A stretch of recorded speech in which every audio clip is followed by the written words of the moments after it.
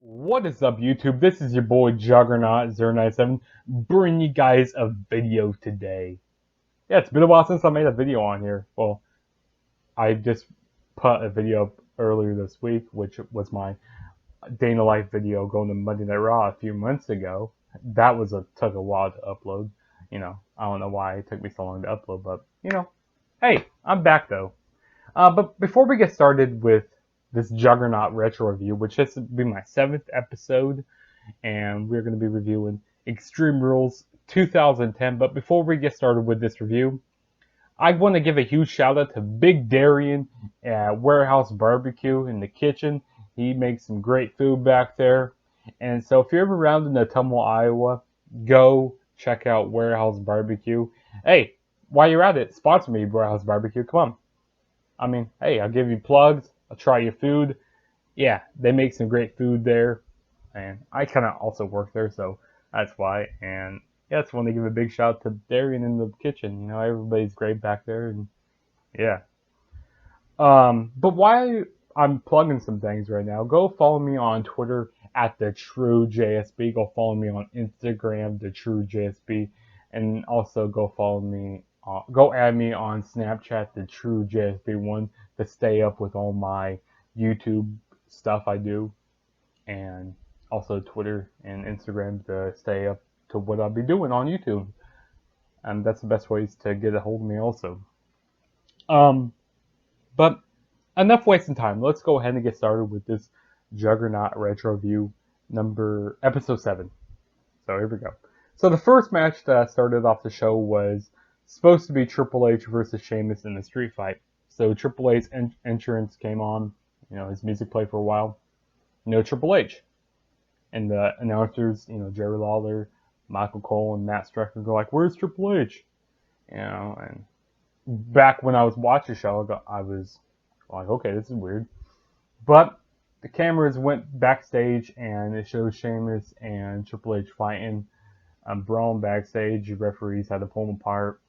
And Triple H got hit by a metal pipe, a steel pipe by Sheamus, and so Teddy Long came back there and had to break up the fight also, and so this kind of delayed this match from happening. But we would get this match later on in the night though, so that's good. But yeah, so that's how that show started. And I kind of like, that's how that show started. That's how the show started. Ugh, I can talk right now. Jeepers. But then we had Show Miz come out, the Big Show and the Miz. If you guys didn't know that, well, now you do. We had them come out, talk. They kind of cut a promo saying how they're the greatest tag team in WWE history, and how Bret Hart needs to call them that. And then Teddy Long came out, and the Miz, he just kept running his mouth and saying how Teddy Long is a joke. And he was like, "Hey, you want some competition? Here, you have some competition. You'll be in a gauntlet match. So, and if the team that beat Show Miz, they will get a championship match on the next night of Monday. So the next night for Monday Night Raw." So the first team we had was, who was the first? The first team we had was R-Truth and John Morrison, which R-Truth and John Morrison got defeated they got defeated by, how was it? Oh, yeah, John Morrison, he was doing like a cross arm breaker on the ropes, and they lost by disqualification. That match didn't really last very long. And then the second team we had was the world's strongest tag team, which was MVP and Mark Henry. This match didn't last very long. I mean, we had Mark Henry do some damage on Big Show. And then we had the Hart Dynasty come out. It was Tyson Kidd and David Hart Smith, and they hit the heart attack on. Was it the heart attack? Is that what their finisher is called? Yeah, they hit the heart attack on the Miz to pick up the victory. I mean, this wasn't a very long gauntlet match, so the next night on Monday Night Raw, they would get a tag team title shot at the Show Miz, which of course they will win that match the next night on Raw. But it was a decent match. We get about 5 minutes in the match. I mean, it was all right. And then the second match we had was CM Punk with the Straight Edge Society versus Rey Mysterio in the hair match. So if Rey Mysterio would win, CM Punk would lose his hair on his head. This was actually a good match. I like this. Both these guys have very good chemistry in the ring together. But CM Punk would end up winning this match by help of a masked superstar coming under the ring to, kind of beat up Rey Mysterio while the ref wasn't looking, because Luke Gallows and Serena, is that her name? Yeah, Serena, they would get thrown out of the match because, they were kind of getting involved a little bit. But up until this point, this match was really good. Like I said, these guys have very good in-ring psychology with each other. Good chemistry. I mean, these guys work very good, and I like this rivalry that they have with each other. But like I said, CM Punk will end up winning with the help of this masked superstar, which this masked superstar ended up being Joey Mercury. Because you kind of saw his head a little bit; it was bald and stuff, and I got that's Joey Mercury right there. So. But nonetheless, this was a very good match, and this match got about 15 or so minutes in it, which, was a bad match. And then the next match we had was a strap match, JTG versus Shad Gaspar. I don't like strap matches at all. I never liked them. I'm happy they only had them twice, though, because these matches weren't very good. And JTG ended up getting the victory when, Shad, Shad had JTG carrying him like a backpack, on his back, and Shad hit the one turnbuckle, and then I don't know how JTG didn't even notice. I mean, Shad didn't even notice what's going on, but then JTG would hit the turnbuckle, and then when they finally got to the last turnbuckle, JTG got reversed, got out of the backpack thing that he was carrying.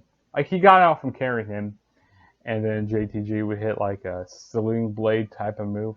It was kind of like a swinging neck breaker, and then JTG would slap the last turnbuckle and will win the strap match. Which, like I said, I wasn't really a big fan of these type of matches, these stupid gimmick matches like that. I wanted some good wrestling. I mean, and both these superstars are very, very underrated at this time. And I think they both got released not too long after this, a few years after this. So, yeah, very pointless match though. And then the next match we had was an Extreme Rules match for the World Heavyweight Championship. We had Jack Swagger defending the title against Randy Orton.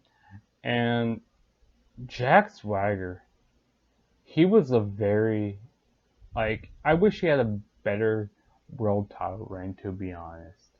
He did not have it, it lasted for a few months. We had April, and then we had May for Over the Limit, and then we had that Fatal 4-Way pay-per-view, and then what else did we have? We had, Money in the Bank, so I guess his title reign wasn't too bad, but he was a very not a very memorable world title reign though, to be honest. But he had so much potential. I mean, seriously, so much potential. But yeah, he won the world title. It was it was like 5 days after WrestleMania 26. He cashed in. Who did he cash in on? He cashed in on Chris Jericho. Yeah, he cashed the world title on Chris Jericho, which I'm happy he cashed in on the world title instead of the WWE Championship. But yeah, because since he won the Money in the Bank match, in case you didn't know that, well, I do. But yeah, this whole rivalry was happening because you go like, no Raw superstar can beat me, but Randy Orton beat him twice, and that's how Randy Orton won. That's how he earned this title match. Which this match was very underwhelming, to be honest with you. Like like it wasn't a very good Extreme Rules match. Not very much weapons were introduced. Like we had the title belt that got introduced into the match. We had maybe like a candlestick or two, and then a steel chair. Like that's all, and like a couple hits on the announce table. I mean that was all. But Jack Swagger will end up winning when when Randy Orton was getting ready to go for RKO on the steel chair, but Jack Swagger reversed and hit him with a gut wrench power bomb to retain the World Heavyweight Championship. But then after the match, Jack Swagger was celebrating, and then Randy Orton would end up hitting him with a RKO and just would walk out. I don't know. I mean, it wasn't that a great match. Like I said, I wish there were more extreme spots, like more weapons used in the match. But that's just me. I mean, and also there was this trash can shot, and like, so I guess a few more weapons. But still, I wish there were more weapons because it's supposed to be Extreme Rules. It's supposed to be a lot of weapons, but you know, WWE. And then the next match we had was Sheamus versus Triple H in a street fight. Finally, Triple H came out. They finally had this match. Like we didn't know Triple H was going to come out, but Sheamus he came out. He said, "Come on, I want you to come out." And so if he doesn't come out, Sheamus wanted the referee to raise his hand in victory. But we actually had Triple H come out. It showed Todd Grisham. Wasn't Todd Grisham at the time? Yeah, it was. Showed Todd Grisham. He got pushed out of the way by Triple H, and then Triple H did his entrance, came out, and he was selling that arm injury. He was selling that really good, and so I like that, and I like how during the match, Sheamus he targeted that injured shoulder because he had because when they were fighting in the back with the steel pipe, Sheamus got Sheamus hit Triple H with that steel pipe and injured his shoulder. That's why the match didn't go on. The first match. But yeah, this wasn't a bad match. I like how Triple H really sold that injury, and we would eventually during the match would see the steel pipe return, and Sheamus just kept going back after that injured shoulder and going back. But we saw a little comeback. Triple H would, hit some, big moves, hit his big spine buster, hit the pedigree a few times. And he actually brought out a kendo stick. This was really good. I actually really liked Sheamus during this point of his career. And Sheamus could actually be a really big superstar. Like, I mean, at this time in his career, he already beat John Cena, became the WWE champion. He already beat Randy Orton at like the Royal Rumble. Triple H. Sheamus was beating some pretty big superstars, and then of course he defeated uh, Triple H here with the bro kick. And like I said, Triple H just sold this match great, and he made Sheamus look like an A+ superstar here. I mean, good match here. Really enjoyed it. Probably the best match of the night, to be honest with you. The best match of the night here. And then the next match we had was Beth Phoenix versus Michelle McCool. Michelle McCool with Vicky Guerrero and Layla. This was an extreme makeover match for the WWE Women's Championship. The women's division at this time was terrible. Complete garbage. I didn't even care about this match. What? They had like an ironing board that got up during this match. I had like a bucket of water. Like, oh yeah, that's extreme. They had a broomstick, which what's that have to do about makeup?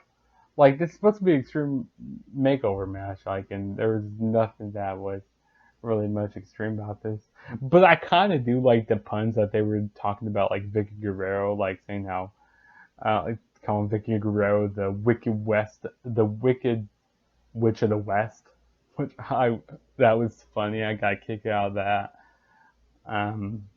But they were making like so many puns, which was starting to get annoying after a while. I go like, okay, this is like be starting to become old now. Which also another thing I have to gripe on about this show, which was the announcing. Matt Striker and Jerry Lawler, they were acting like cheerleaders during this whole show, which was annoying. Which Michael Cole was actually doing some pretty good announcing, which we never see that. We never see Michael Cole doing announcing. We always say, oh, Jerry Lawler and Matt Striker do better announcing, but no, it was the other way around.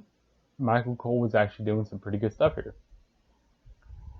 But at the end, Beth Phoenix will end up winning the match and becoming the new women's champion by hitting the what's her finisher called? I can't remember. This was a pointless match. By hitting her that big Glamazon move. What was it? I don't know.